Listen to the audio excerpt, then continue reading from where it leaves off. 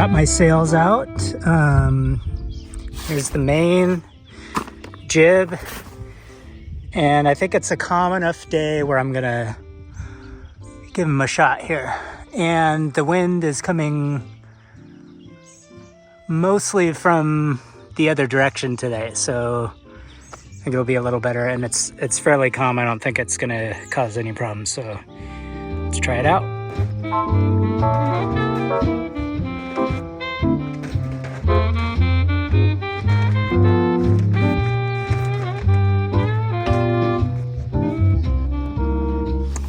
Okay, I've got my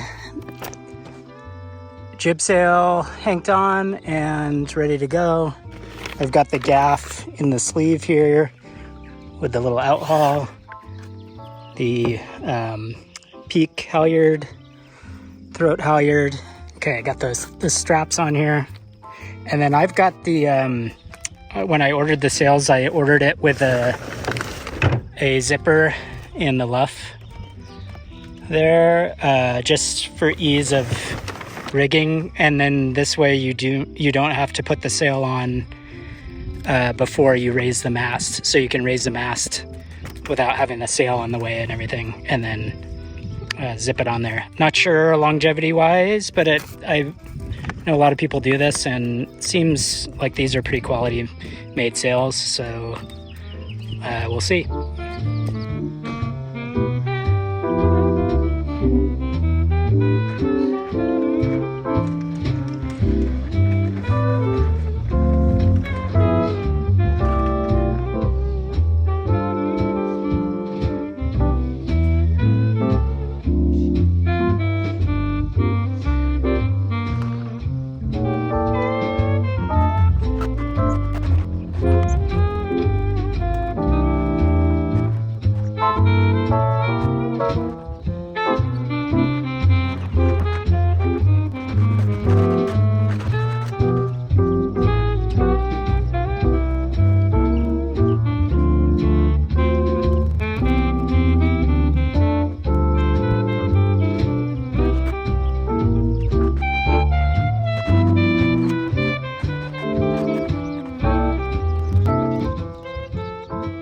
Got the sails up. They look all right.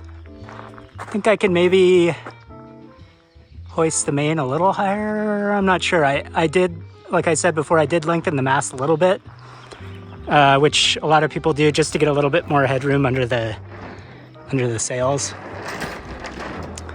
But so I guess that can kind of be adjusted as needed. But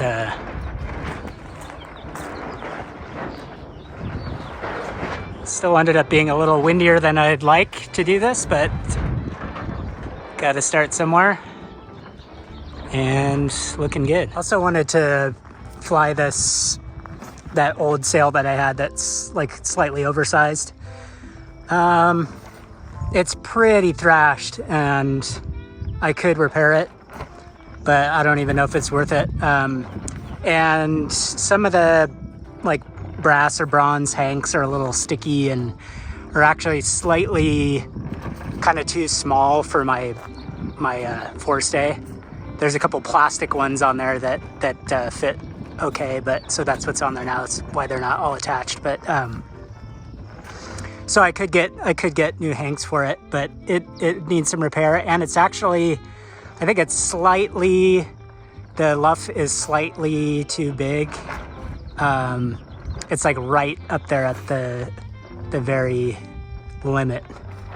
But I could maybe I could fly it in light wind, like with the loose luff, maybe. But it's always good to have a backup, so glad I checked that out. Another thing I did here, somebody made a comment, and thank you for that comment, because I didn't even think about this. But in the plans, it actually has like an option where you'd screw in like a little bungee cord that goes across here. But they kind of make it out like that's mainly for rigging the boat, like when you hook the shrouds on there, so when you're raising the mast, they don't fall off of there. But somebody made a good point: when you're sailing, the leeward side is going to get quite a bit of slack in that shroud. And if these aren't fully tensioned, there's a chance that these could get enough slack to come off of there. So that'd be pretty bad. So I just had some little bungee loops that I looped around here and then underneath. So that should keep enough tension on these so that won't happen. So good looking out. That was a pretty good tip that I didn't even think about. I also decided to add some extra grommets in the sides of my trampoline.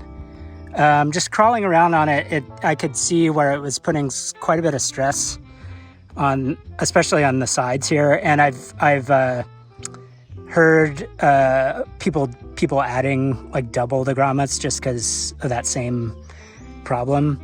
So what I did, because there's screws here, so I couldn't put a hole right where the screw is.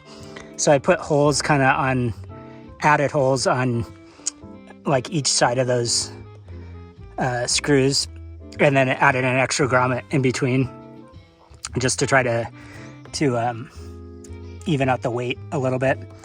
And we'll have to see how well this thing holds up. It does seem like it's stressing a bit, just climbing on it. I'm not too worried about the material because this is rated pretty high, but we'll keep an eye on this and see how long it lasts, and may end up just getting some netting, like some heavy duty rope netting or something like that. But just wanted to see if I could strengthen this just a little bit.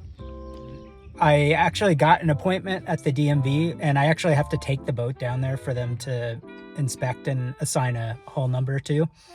So my main focus now is to just dismantle the boat and make sure I can get it over there. It's only like a few miles away, but I am not bummed or anything because I actually want the practice as much as possible before I launch the boat of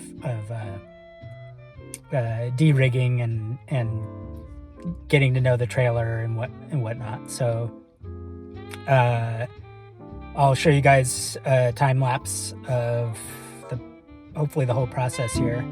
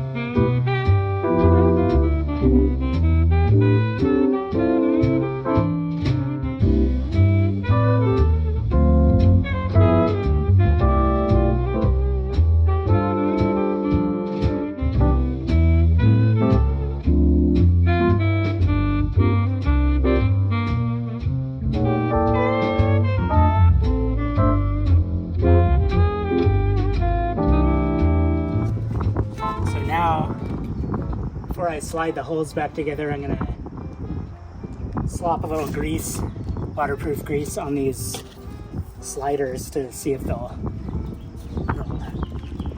lube them up a little bit.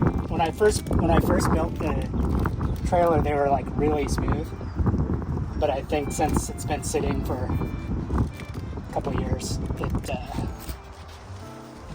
it's gotten a little sticky. So we'll see if this works, and hopefully the grease doesn't like get all over the place. like when we're crawling around on the trailer and stuff. I'm just trying to put a light coat just to coat the surface of the liner.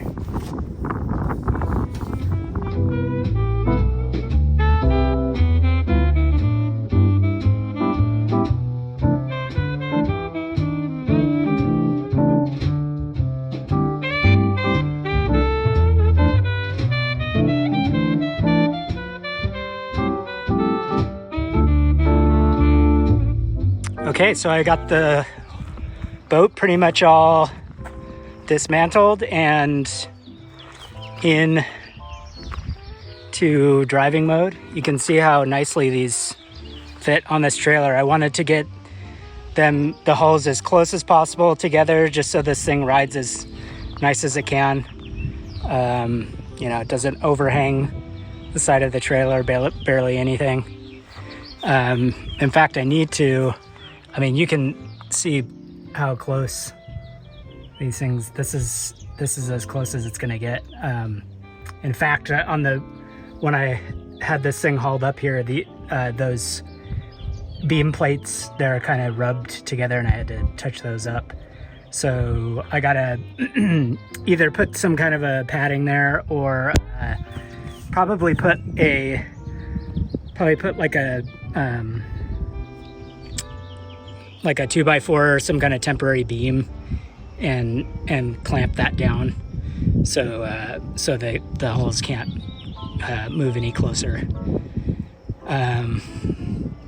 But yeah, I'm pretty stoked on how this is all set up. Okay, so you can see here on each of the 4 corners of the slides, I've drilled through so you can pop a trailer pin in there and that locks them in place. And then I also, for doing longer tows, I also have like a C kind of clamps like this that loop around each of the bars too and clamp them to the trailer frame so there's no chance of things sliding apart. So that entire process, I know the boat wasn't like completely rigged, but for the most part it was. I had the mast up and everything, and a lot of the hardware and some of the rigging still attached. So that took me like less than 2 hours, I think. So that's pretty promising. I know it'll take longer to set it up, but that's pretty encouraging, especially when I get if I have help, and the more I do it, the more practice I get. Should be good. I think a lot of that I owe to those cargo straps for the lashings, because that took 0 time, and when I set those up, that's going to be a lot of time saved with the instead of doing rope lashings, which I still want to try it because I still like the idea that I like, and just seems like more aesthetically pleasing and probably more just safer and less complex to have that metal ratchet there. So I do want to eventually try that, like if I'm putting the boat in the water for a longer period of time. But I think the cargo straps will be fine. The boat's all strapped down to the trailer, hooked up, and I'm taking this thing over to the DMV to get inspected and get the number affixed. I was actually able to, through the Parks and Rec department, I was able to, over the phone, get a hull number and a Coast Guard bow number and everything. So technically this thing's all registered and I could actually use it right now, but I gotta get it, in order to get a title on it, I have to get it inspected at the DMV. So that's where I'm headed right now, and we'll see how this thing trailers. I kind of went overboard with the straps. I only got a few miles to go, but I just wanted to just practice the best way to secure this thing. Since the overhang on this is pretty good, I had previously made this little bar with some lights up here that just connect to a plug down there, so you can take that off And then I've got 2 diagonal straps down to the frame to keep it from going forward. I've got a strap here on each hull. I've got a strap here going across both. And then I've got the half of the forestay bridle cinched down here. And then I kind of lined the frame of the trailer with some old like camping mat material, glued it on there. And then I've got 2 of the beams stacked with foam in between, one of the third beam there, and then I've got the mast just strapped in 3 places there, and I've got all the rigging all bungeed on there. Longer trips I'll probably take the rigging off of the mast, just so there's no chance of that falling off. And then as far as the deck, the plans, say to put that centerpiece up on the front there, but I've kind of modified this a little bit so it's a little bit bigger. So I think this works pretty good. I put the 2 side platforms down first, and then that center section upside down, and I got some boat pads underneath it. So, and then I've got that line running through the little drain holes, so it can't really go anywhere. And longer trips, again, I'll probably throw some extra straps over that. I'll probably throw some straps over those hatches too, if I'm doing highway stuff, so those don't fly off. So I think, I know I'm kind of overthink things a little bit, but I just want to be sure nothing goes south. So I think this is looking good, and I'm about to head over to the DMV now, and hopefully that goes smooth. All right, I just left the DMV, and I am official. I had the guy come out and inspect the boat. He put a tag on it. They submitted a title, and all I got to do is get some numbers for the hull, put those on there, and they're going to be sending me a title in the mail. And I could technically take the boat out right now. So next step, I got a few more little loose ends to tie up, and then hopefully pretty soon here I can get a couple of people to come with me and launch the boat for the first time. So pretty exciting. That's definitely a milestone, and a lot of stress off my back, because I know it's not a big deal, but a lot of times when you deal with DMV stuff, it's always more complicated than it should be. And I was starting to go down that road because nobody really had a straight answer for me, because vessels here are technically registered through Parks and Rec, but since it's a new construction, you have to go to the DMV. Parks and Rec told me initially I needed to go to the DMV, but then DMV told me I need to go Parks and Rec. It was a kind of a whirlwind thing, but then I was able to totally straighten it out, and the guy that inspects stuff is super cool and like really, really helpful. No hang-ups whatsoever. Just did the paperwork, and it was like totally easy. So that's a weight off my shoulders, and I'm super stoked.